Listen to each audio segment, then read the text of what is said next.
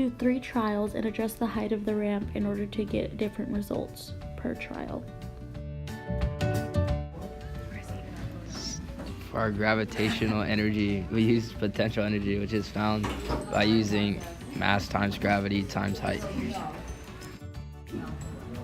To find theta, you need to find the arc sine of the ramp height divided by ramp length.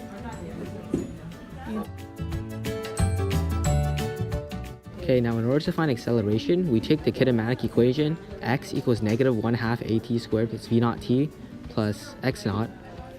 And when solving for a, since we know that v naught is equal to 0 since it starts at rest, and we know that the final position is 0, so we can use that to solve for a.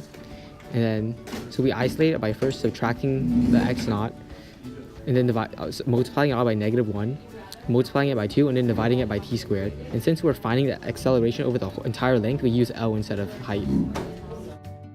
As for time, we will be using a timer on a phone to measure the time it takes from the ball to get from the top of the ramp to the bottom of the ramp.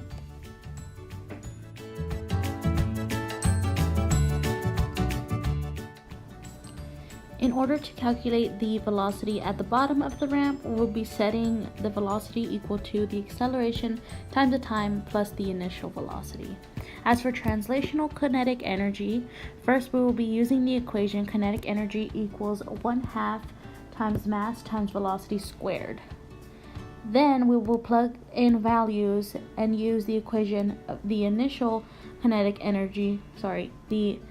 final kinetic energy minus the initial kinetic energy in order to get the kinetic energy that was gained.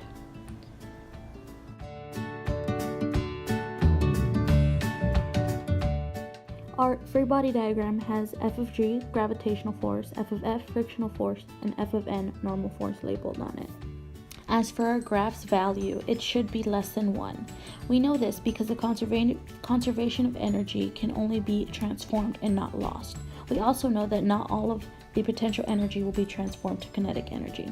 The slope is actually 0.66, meaning that not all gravitational potential energy is being transferred to translational kinetic energy.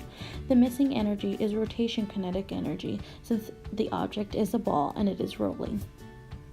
As for possible errors when it came to our prediction, there could have been errors with the person timing, or there could have been errors in the group's data that we had to borrow for extra data points.